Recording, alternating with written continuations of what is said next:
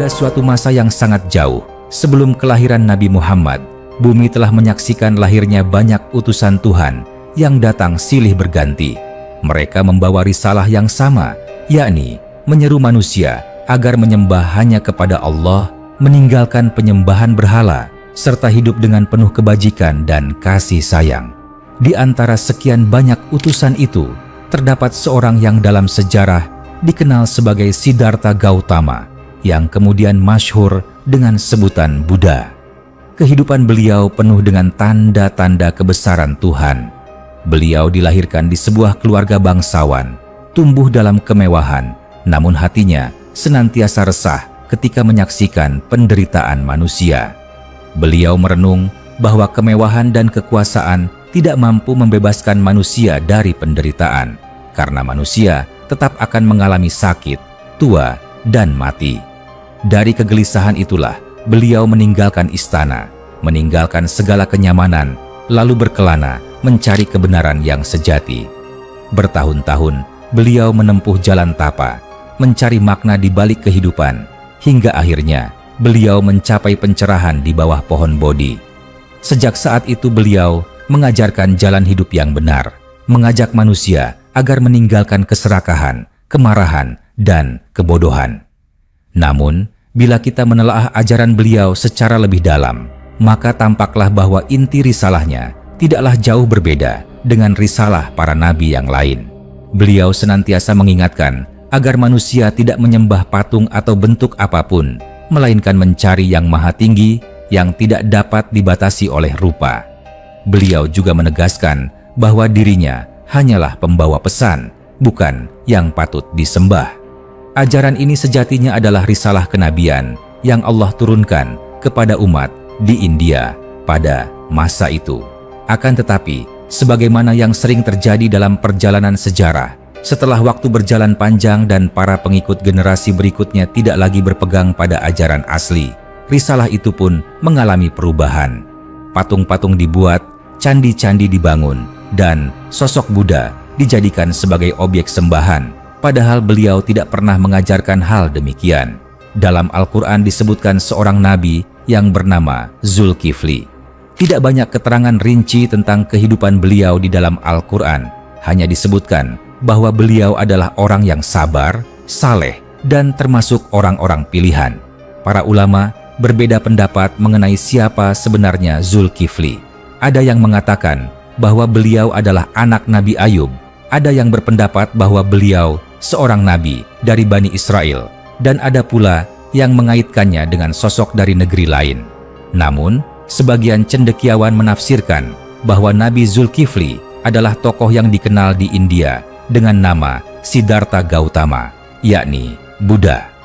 Tafsiran ini muncul karena adanya kesesuaian makna antara nama Zulkifli dengan gelar Siddhartha. Zulkifli dalam bahasa Arab bisa berarti orang yang memperoleh bagian besar, orang yang beruntung, sedangkan Siddhartha berarti ia yang telah mencapai tujuan agung atau ia yang telah meraih keberuntungan sejati. Kesamaan makna inilah yang membuat sebagian orang meyakini bahwa Zulkifli yang disebut dalam Al-Quran tidak lain adalah Buddha. Bila kita menelusuri kitab-kitab Buddhis yang kuno, kita akan menemukan ramalan tentang kedatangan seorang tokoh besar di masa depan. Tokoh itu disebut dengan nama Maitreya. Kata Maitreya berasal dari bahasa Sanskerta yang bermakna penuh kasih sayang. Bila diterjemahkan ke dalam bahasa Arab, makna ini sangat dekat dengan kata Muhammad atau Ahmad yang berarti orang yang terpuji, yang penuh kasih. Dalam teks-teks kuno disebutkan bahwa Maitreya akan datang ketika dunia sudah berada dalam kekacauan, ketika ajaran Buddha telah merosot, dan ketika manusia haus akan kebenaran. Maitreya akan datang untuk membawa risalah yang menyempurnakan ajaran para pendahulunya. Deskripsi ini sangat sesuai dengan sosok Nabi Muhammad. Beliau datang ketika dunia dalam kegelapan, ketika manusia di Mekah menyembah berhala, ketika di Persia penyembahan api merajalela, ketika di Romawi moralitas merosot, dan ketika di India ritual-ritual keagamaan telah kehilangan makna sejatinya. Beliau hadir dengan membawa Al-Quran sebagai kitab penutup yang menyempurnakan risalah sebelumnya. Bahkan, dalam beberapa teks Buddhis disebutkan ciri-ciri yang sangat mirip dengan pribadi Nabi Muhammad, baik dari segi akhlaknya, perannya sebagai penuntun umat manusia, maupun dari jumlah pengikutnya yang kelak akan sangat banyak dan menyebar ke seluruh penjuru bumi. Hal ini menunjukkan bahwa risalah Nabi Muhammad sejatinya telah dinubuatkan jauh sebelum beliau lahir, bukan hanya dalam kitab Taurat dan Injil, tetapi juga dalam kitab-kitab yang diwariskan di negeri-negeri jauh seperti India. Allah dengan keadilannya telah mengutus Nabi kepada setiap kaum, sehingga tidak ada satu bangsa pun yang dapat beralasan bahwa mereka tidak mendapatkan petunjuk.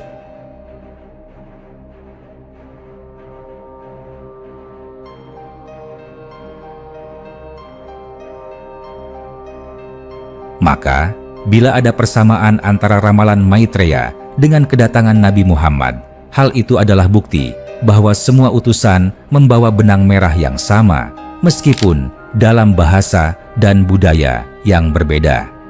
Bayangkan, seorang murid Buddha yang hidup beberapa abad sebelum kelahiran Nabi Muhammad. Ia duduk di vihara, mendengar gurunya membaca naskah yang menyebut bahwa suatu saat kelak akan datang seorang guru agung yang disebut Maitreya, yang akan membawa kebenaran baru, yang akan membimbing manusia menuju jalan yang lurus. Ia pun bertanya dalam hati, kapan sosok itu akan datang? Ia menanti dengan sabar, meyakini bahwa janji itu pasti. Demikian pula seorang rahib Nasrani di Palestina pada masa menjelang kelahiran Muhammad. Ia membaca Injil yang menyebut tentang Paraklet atau penolong yang akan datang setelah Isa. Ia pun menanti dengan penuh harap.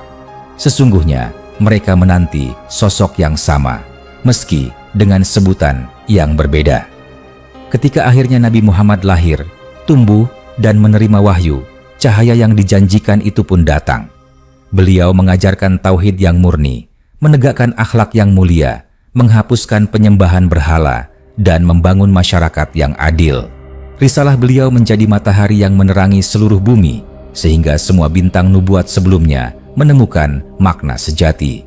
Ajaran Buddha tentang kebenaran hidup, ajaran Isa tentang kasih sayang, ajaran Musa tentang hukum, semuanya berpadu dalam kesempurnaan Islam yang dibawa Nabi Muhammad. Dari kisah ini kita belajar bahwa Allah selalu adil. Tidak ada satu bangsa pun yang ditinggalkan tanpa petunjuk. Allah mengutus Nabi kepada setiap kaum, termasuk bangsa India, sehingga mereka pun memiliki kesempatan yang sama untuk mengenal kebenaran. Buddha sebagai Zulkifli adalah bukti bahwa risalah Allah telah menjangkau wilayah yang jauh dari Timur Tengah. Dan ramalan beliau tentang kedatangan Maitreya adalah tanda bahwa risalah Muhammad memang telah dinanti oleh seluruh umat manusia. Pelajaran lain yang dapat kita ambil adalah bahwa semua agama besar sebenarnya memiliki titik temu pada ajaran tauhid. Walaupun dalam perjalanannya terjadi penyimpangan, tetapi jika kita kembali ke sumber-sumber aslinya, kita akan menemukan jejak yang menunjuk kepada Allah yang Maha Esa. Oleh karena itu, umat Islam perlu memandang tradisi lain dengan penuh kebijaksanaan, bukan untuk menolak atau memusuhi, melainkan untuk melihat bagaimana benang merah kebenaran itu mengalir dari masa ke masa. Dengan demikian, kita dapat memahami bahwa Islam datang bukan untuk menghapus, melainkan untuk menyempurnakan. Kisah Buddha sebagai Zulkifli dan nubuat tentang Nabi Muhammad juga mengajarkan kita tentang kesabaran sejarah. Nabi Muhammad tidak datang tiba-tiba, tetapi telah dinubuatkan, ditunggu, dan dirindukan oleh banyak generasi sebelumnya. Hal ini menunjukkan bahwa kedatangan beliau adalah bagian dari rencana besar Allah untuk membimbing seluruh umat manusia. Maka, bila kita hari ini menjadi pengikut beliau, seharusnya kita merasa bersyukur karena kita telah mendapatkan warisan paling agung dari sejarah panjang kenabian. Pada akhirnya, kisah ini menyingkap sebuah rahasia besar bahwa cahaya kebenaran selalu ada dalam setiap masa. Hanya saja, manusia seringkali mengaburkannya dengan hawa nafsu dan penyimpangan. Tetapi Allah senantiasa menjaga cahaya itu hingga akhirnya disempurnakan dengan turunnya Al-Quran. Kini, tugas kita adalah menjaga warisan itu, mengamalkan ajaran Nabi Muhammad, serta menyampaikannya dengan penuh kasih sayang kepada seluruh manusia, sebagaimana Buddha dahulu menyeru kepada kasih dan kebajikan, sebagaimana Isa menyeru kepada cinta dan pengampunan, dan sebagaimana Musa menyeru kepada hukum dan keadilan. Semua jalan itu bermuara pada satu tujuan, yaitu menyembah Allah yang Maha Esa dan hidup sesuai dengan petunjuknya. Maka, ketika kita mendengar nama Zulkifli, hendaknya kita tidak hanya mengingat sosok yang samar dalam Al-Quran, tetapi juga merenungkan bahwa beliau mungkin adalah tokoh besar yang dikenal di India dengan nama Buddha, yang ajarannya pernah menyinari dunia, dan yang nubuatnya tentang Maitreya akhirnya terwujud dengan kedatangan Nabi Muhammad. Dengan demikian, sejarah agama-agama besar di dunia bukanlah kisah yang terpisah, melainkan rangkaian yang saling menyambung, yang akhirnya menemukan puncaknya dalam Islam. Dalam tradisi Buddhis, terdapat keyakinan tentang akan datangnya seorang tokoh agung di masa depan yang disebut dengan nama Maitreya. Sosok ini digambarkan sebagai penerus ajaran Buddha sebelumnya, yang akan muncul ketika dunia telah berada dalam kegelapan moral, ketika manusia telah jauh dari kebenaran, dan ketika ajaran yang diwariskan Buddha Gautama telah kehilangan maknanya. Naskah-naskah kuno menyebut bahwa Maitreya akan lahir di sebuah tempat khusus, akan tumbuh menjadi seorang yang penuh kasih, yang mengajarkan kebenaran dengan kelembutan, namun juga dengan ketegasan, dan akan memiliki pengikut yang sangat banyak dari berbagai bangsa.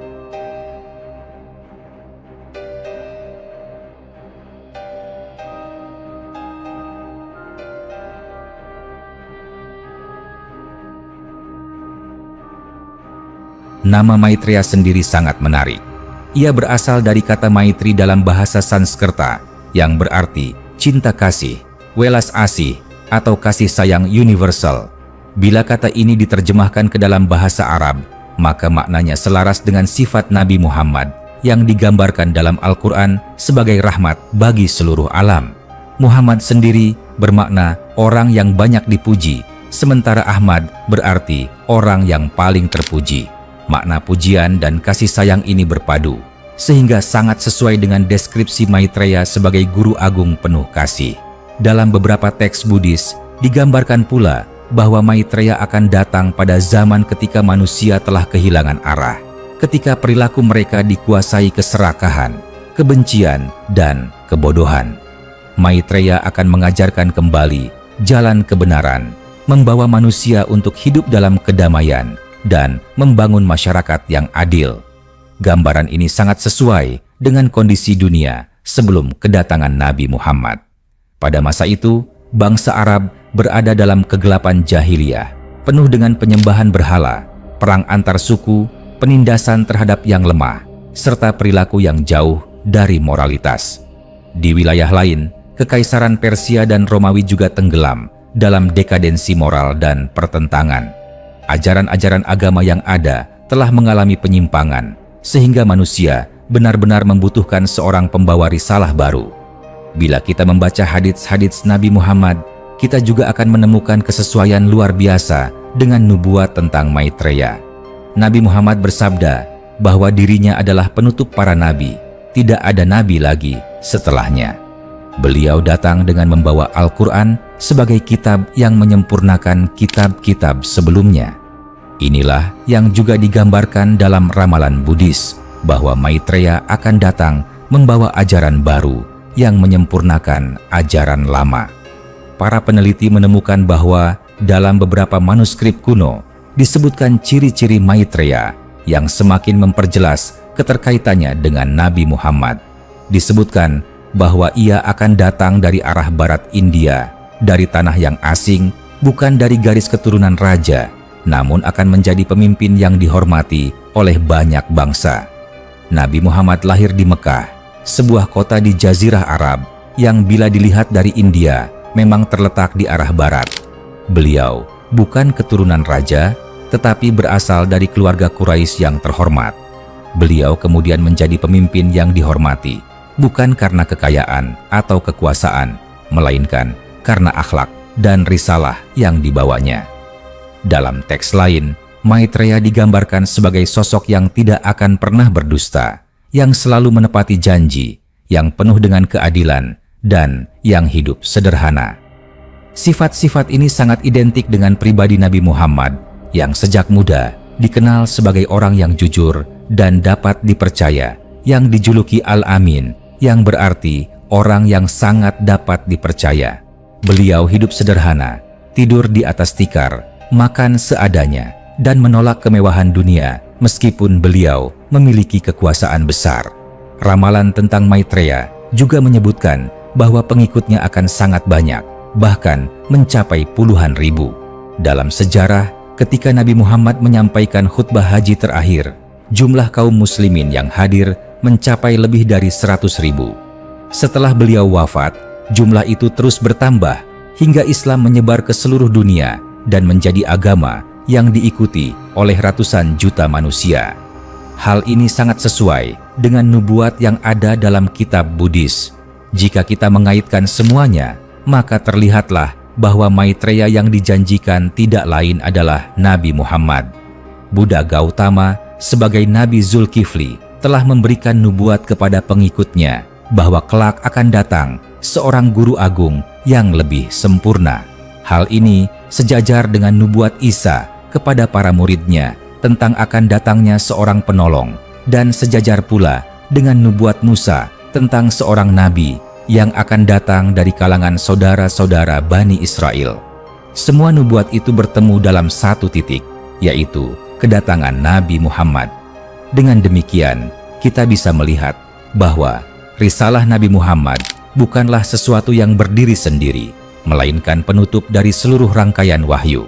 Beliau adalah jawaban atas kerinduan sejarah, jawaban atas penantian umat manusia selama berabad-abad. Buddha menubuatkan, Isa menubuatkan, Musa menubuatkan, bahkan nabi-nabi lain pun menubuatkan, dan akhirnya semua nubuat itu terwujud dalam diri Muhammad. Kisah ini mengajarkan kita untuk melihat sejarah agama dengan cara yang menyeluruh. Tidak ada agama yang benar-benar terpisah dari agama lain karena semuanya berakar pada wahyu yang sama. Perbedaan hanya muncul karena adanya penyimpangan, perubahan, dan penyesuaian budaya yang dilakukan manusia. Namun, bila kita kembali kepada inti ajaran, kita akan menemukan bahwa semuanya mengajarkan tauhid, kebenaran, dan akhlak mulia. Maka, tugas kita bukanlah mempertentangkan, melainkan melihat bagaimana semuanya mengalir menuju satu muara.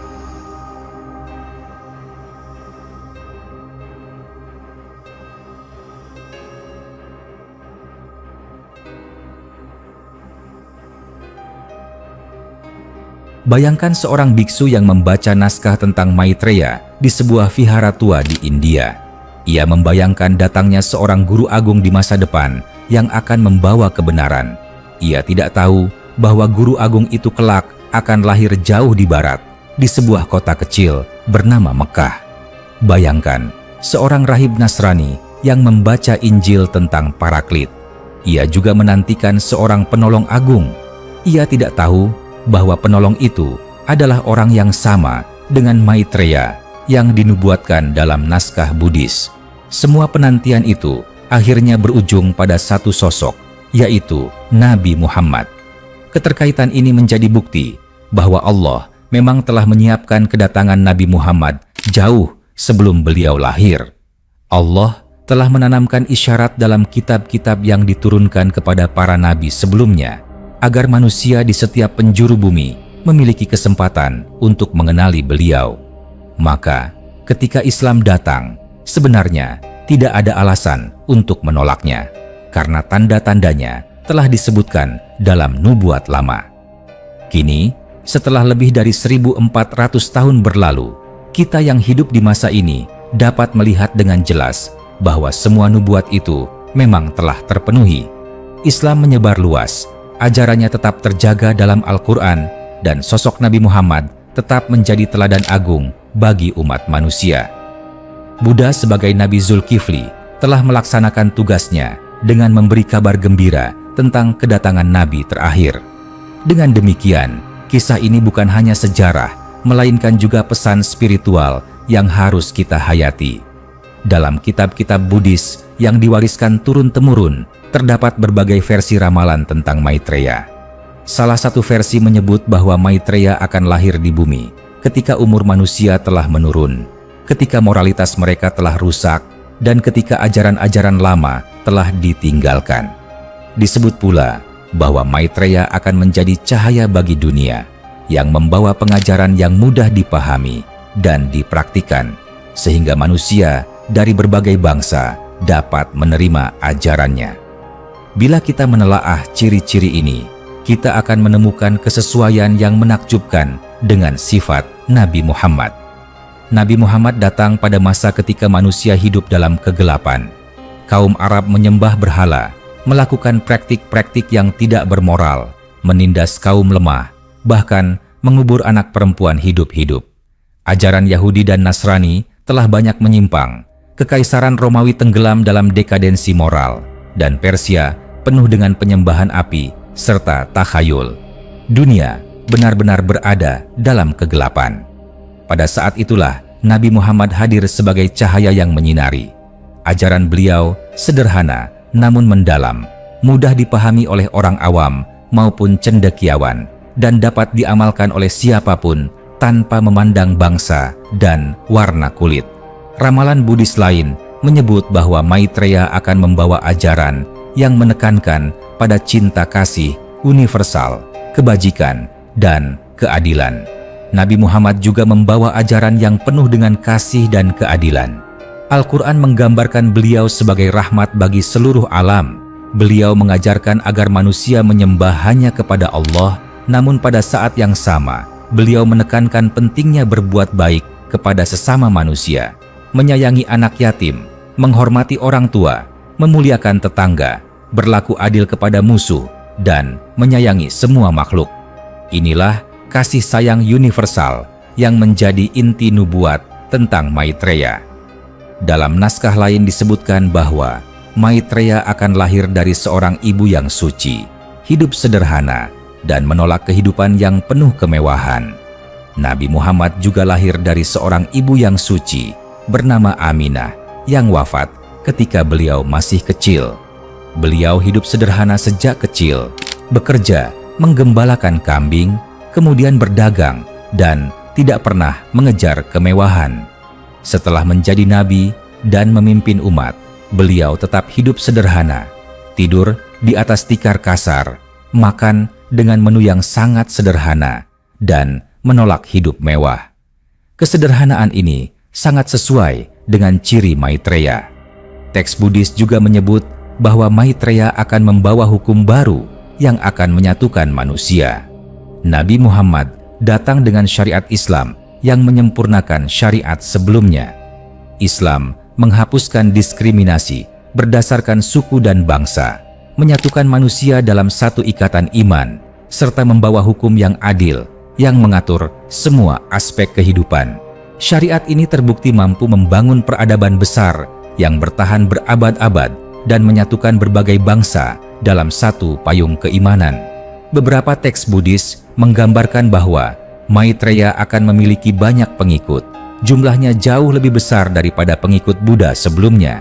Nabi Muhammad dalam sejarahnya memiliki pengikut yang sangat banyak. Ketika beliau menyampaikan khutbah perpisahan pada haji terakhir, jumlah kaum muslimin yang hadir mencapai lebih dari 100.000.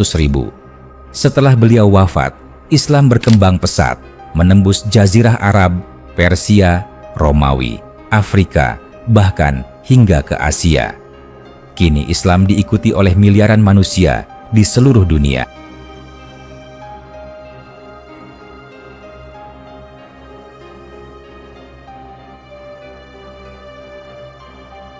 Jumlah yang besar ini sangat sesuai dengan ramalan tentang Maitreya. Ramalan lain juga menyebut bahwa Maitreya akan datang dari arah barat India. Jika kita melihat peta, Maka Jazirah Arab memang terletak di sebelah barat India. Nabi Muhammad lahir di Mekah, kota yang suci dan dihormati, yang memang berada di arah barat dari India. Hal ini menjadi petunjuk geografis yang sangat kuat.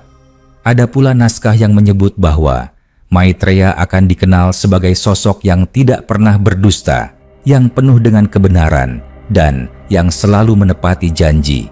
Nabi Muhammad sejak muda telah dikenal sebagai orang yang jujur dan amanah. Kaumnya memberinya julukan Al-Amin, artinya orang yang sangat dapat dipercaya. Beliau tidak pernah berdusta, selalu menepati janji, dan dikenal dengan integritas yang tinggi. Bahkan orang-orang yang memusuhi beliau pun tetap menitipkan barang berharga kepadanya, karena percaya dengan kejujurannya. Kesamaan demi kesamaan ini tidak mungkin terjadi secara kebetulan. Semuanya menunjukkan bahwa Maitreya yang dijanjikan dalam kitab-kitab Buddhis tidak lain adalah Nabi Muhammad. Buddha Gautama yang kita kenal sebagai Nabi Zulkifli telah memberikan nubuat itu kepada pengikutnya agar mereka kelak mengenali kebenaran ketika Maitreya datang.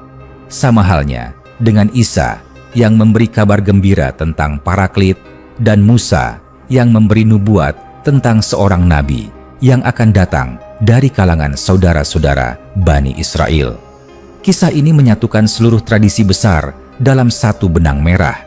Buddha di India, Isa di Palestina, Musa di Mesir, semuanya berbicara tentang kedatangan sosok penutup Nabi Muhammad.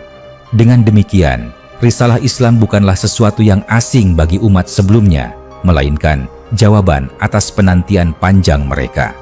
Bila kita renungkan, maka tampaklah bahwa Allah memang telah menyiapkan umat manusia untuk menerima kedatangan Nabi Muhammad. Allah menanamkan nubuat dalam berbagai kitab, menyebarkannya di berbagai bangsa, sehingga ketika Nabi Muhammad benar-benar datang, tanda-tandanya telah jelas. Umat hanya perlu membuka mata hati untuk melihat bahwa beliaulah sosok yang telah lama dinantikan. Kisah ini memberikan hikmah yang dalam. Pertama, bahwa Allah Maha Adil. Ia tidak membiarkan satu bangsa pun tanpa petunjuk. Kedua, bahwa inti semua agama sejati adalah tauhid, meskipun manusia sering mengaburkannya. Ketiga, bahwa Nabi Muhammad adalah puncak dari semua nubuat, penutup dari semua risalah, dan rahmat bagi seluruh alam. Keempat, bahwa kita sebagai umat Islam harus bersyukur karena kita telah mendapatkan warisan risalah yang paling sempurna, dan kita harus menjaganya dengan penuh kesungguhan. Dengan memahami kisah ini, kita tidak lagi memandang agama-agama lain dengan permusuhan, tetapi dengan kebijaksanaan. Kita menyadari bahwa mereka pun pernah menerima cahaya kebenaran. Hanya saja, cahaya itu kemudian redup karena ulah manusia. Tugas kita adalah menunjukkan kembali cahaya itu melalui Islam, bukan dengan kebencian, melainkan dengan kasih sayang dan keteladanan. Maka ketika kita membaca nama Zulkifli dalam Al-Quran, hendaknya kita mengingat bahwa beliau mungkin adalah Buddha yang hidup di India, yang membawa risalah tauhid pada zamannya, dan yang memberi kabar gembira tentang kedatangan Nabi Muhammad. Dengan demikian, sejarah panjang agama-agama besar di dunia menemukan kesatuan makna dalam Islam.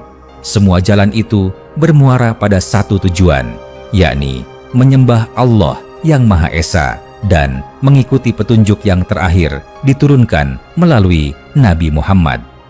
Ketika cahaya Islam mulai menyinari Jazirah Arab, pesan itu pun perlahan sampai ke negeri-negeri jauh, termasuk India dan wilayah sekitarnya.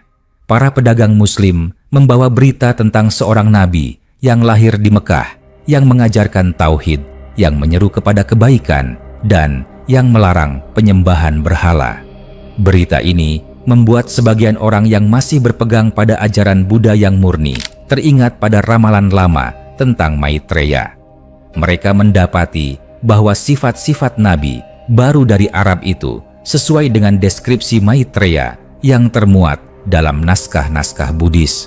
Sebagian di antara mereka kemudian menerima Islam dengan lapang hati karena mereka meyakini bahwa Maitreya yang dinanti telah datang.